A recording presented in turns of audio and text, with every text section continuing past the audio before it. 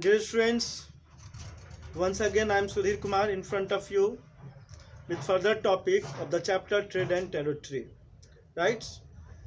Now, just I remind you whatever we just studied in last video.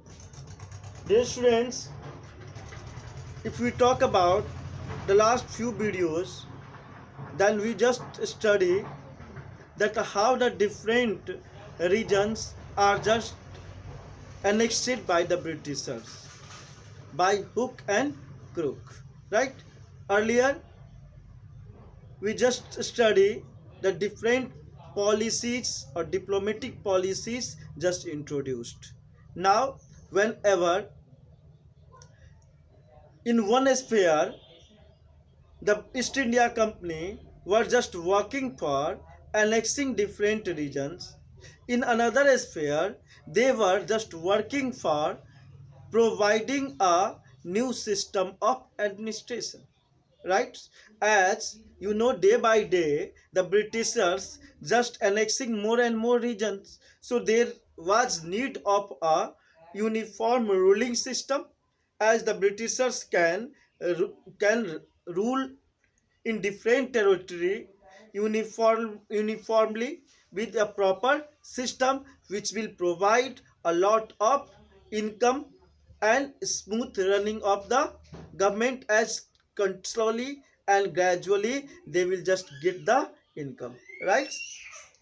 Dear students, in this context, what happened? The new administration system was just established by the East India Company. So today we will just study setting up a new administration, right? In this sphere, in 1772, Warren Hastings, first Governor General, appointed from 1773 to 1785. 1773 में पहला governor general Warren Hastings को बनाया गया, किसके द्वारा? East India company का।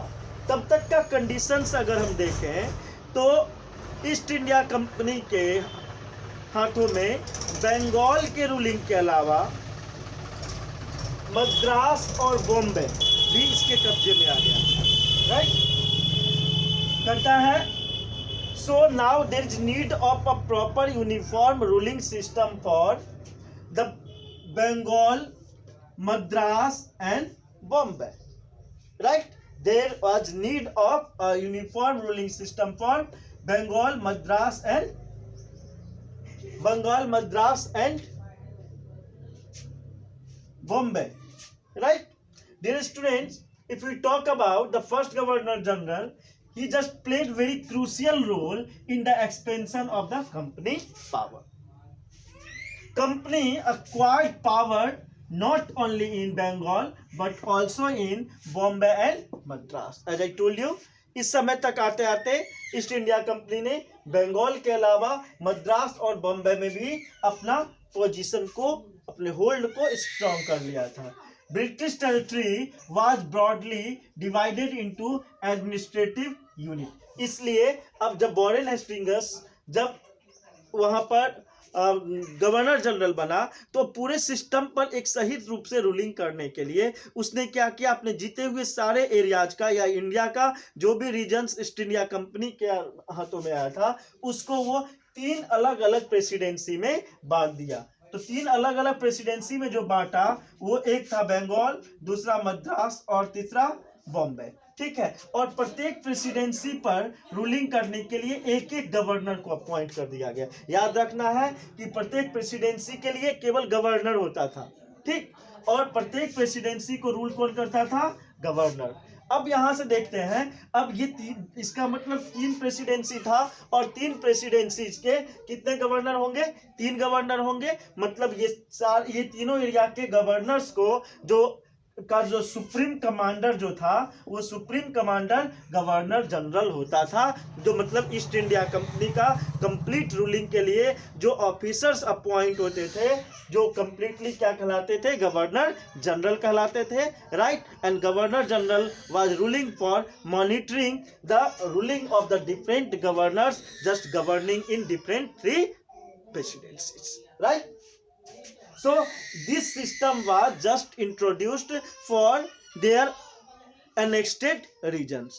East India company के अंदर में जो रूलिंग आया था, उस रूलिंग में उस एरिया में रूलिंग के लिए ये सिस्टम को इंट्रोड्यूस किया गया था। Warren Hastings introduced several administration reformation. इतना ही नहीं, अब वॉरेन हेस्टिंग्स का देखा जो आया गवर्नर जनरल के, तो उसने बहुत कुछ सुधार किया, ठीक है। आज देखते हो कि बहुत सारे इंडिया में आज भी जो सिस्टम है, आप देखोगे कि उसका जो नींव डाला गया था, जो फाउंडेशन है, ये गवर्नर जनरल वॉरेन हेस्टिंग्स के द्वारा डाला गया जो सिस्टम था, उसी सिस्टम को आज भी हम बहुत सारा सिस्टम आज भी हम उसको फॉलो करते हैं, ठीक है। तो इसने वॉरेन हेस्टिंग्स को लगा कि इसको मुख्य रूप से 2 स्फीयर में ज़्यादा रूप से वर्क करने की जरूरत है। Means there is need of improvement in 2 sphere for better ruling and better administration, and those sectors were in the sphere of the justice। पहला न्याय के क्षेत्र में, यहाँ अलग अलग धर्म वर्ग के लोग थे, अलग अलग कम्युनिटी के लोग थे, और ब्रिटिशर क्रिश्चियंस थे, और इंडिया में हिंदू और मुस्लिम थे, अलग अलग तरह के यहाँ पर क्राइम थे। उस क्राइम के लिए क्या पनिशमेंट दिया जाता, इस डायरेक्शन में काम करने की जरूरत है। इसलिए Warren Hastings just played important role in the sphere of the justice, and the second one is the sphere of army, right? Now तो अब in the sphere of justice और in the sphere of army 2 ऐसे sectors थे जिस sectors में Warren Hastings को काम करने की जरूरत थी। डियर स्टूडेंट्स, एक हम लोग यहाँ पर देखते हैं कि न्यू सिस्टम ऑफ जस्टिस, नए सिस्टम का कैसे किया गया था, मतलब नया जो आया था, नया सिस्टम जो आया था वॉरेन हेस्टिंग्स का, तो उसने जस्टिस के दिशा में क्या काम किया था। तो इसके लिए सबसे पहले कहता है new system was established in 1772, मतलब 73 में आने से पहले जो नए सिस्टम की वर्क की बात 72 में स्टार्ट हो गया था, और एक फाइनल सिस्टम को ये 73 में इंट्रोड्यूस किया गया था गवर्नर जनरल के द्वारा। तो अब देखा जाए तो न्यू सिस्टम के तहत क्या किया गया था, सारे प्रोविनेंस को, जो प्रोविनेंस था उस प्रोविनेंस को डिफरेंट डिस्ट्रिक्ट में डिवाइड कर दिया गया था, ठीक है, डिफरेंट डिस्ट्रिक्ट में डिवाइड कर दिया गया था। और डिस्ट्रिक्ट में 2 तरह के कोर्ट होते थे, एक क्रिमिनल कोर्ट और दूसरा सिविल कोर्ट, राइट। याद रखिए, एक डिस्ट्रिक्ट में 2 तरह के कोर्ट होते थे, एक होता था क्रिमिनल कोर्ट और दूसरा होता था सिविल कोर्ट। क्रिमिनल कोर्ट को फौजदारी अदालत के नाम से भी जानते थे, और सिविल कोर्ट को दीवानी अदालत के नाम से जानते थे, ठीक है। अब देखा जाए तो क्रिमिनल केस में कहता दीज कोर्ट अंडर, इस कोर्ट के अंदर में एक काजी या मुफ्ती होता था, ठीक है। क्रिमिनल कोर्ट के अंदर में काजी या मुफ्ती होता था, लेकिन ये but under the supervision of the collectors. लेकिन डिस्ट्रिक्ट के जो हेड होते थे डिस्ट्रिक्ट कलेक्टर्स कहलाते थे। आज भी हम अपने यहाँ कलेक्टर्स का सिस्टम है, तो डिस्ट्रिक्ट का जो हेड होता था वो कलेक्टर्स होता था, और कलेक्टर्स के अंदर में जस्टिस को देखने के लिए 2 न्यायालय होते थे, 2 कोर्ट होते थे, एक क्रिमिनल कोर्ट और सिविल कोर्ट। क्रिमिनल कोर्ट में जो होते थे काजी या मुफ्ती होते थे, जो कि इंडिया के हिंदू और मुसलमान के जो अलग अलग मतलब समुदाय के जो नियम कानून थे धार्मिक आधार पर, उस आधार पर उस नियम को इनको बताया करते थे, और ये मुफ्ती और क्या कहते हैं काजी जो है मिल करके कलेक्टर्स को हेल्प करते थे जस्टिस के दिशा में। सिविल कोर्ट की अगर बात करें तो चूंकि सिविल इस समय में ज़्यादा पॉपुलेशन की बात करें तो हिंदू और मुस्लिम था, और उससे उस समय ही अगर देखा जाए तो मुगल रूलिंग था, तो उर्दू और फारसी का बहुत ट्रेंड था, ठीक है। तो उस समय मतलब दीवानी अदालत में मौलवीज और हिंदू पंडित हुआ करते थे, जो भारतीय धर्म शास्त्र के अनुसार से किस सजा के लिए क्या पनिशमेंट था, ठीक है, संपत्ति से संबंधित इशूज का क्या नियम कानून था, उसको इंटरप्रिटेट करने के लिए डिस्ट्रिक्ट कलेक्टर्स को के लिए मौलवीज और हिंदूज होते थे। मौलवीज और हिंदूज उनको इंटरप्रिटेट करते थे, उसी के अनुसार से ये जो है ये कोर्ट में उनकी डिसीजन होती थी। तो इस प्रकार का एक न्यू जस्टिस सिस्टम स्टैब्लिश किया गया डिस्ट्रिक्ट में, ठीक है, जिसमें कि फौजदारी और कौन सा, फौजदारी और दीवानी दो तरह के अदालत होते हैं। वो सिस्टम का कुछ हद तक आज भी प्रारूप, आज भी फॉर्मेट इंडिया में अभी देखने को हमें मिलता है।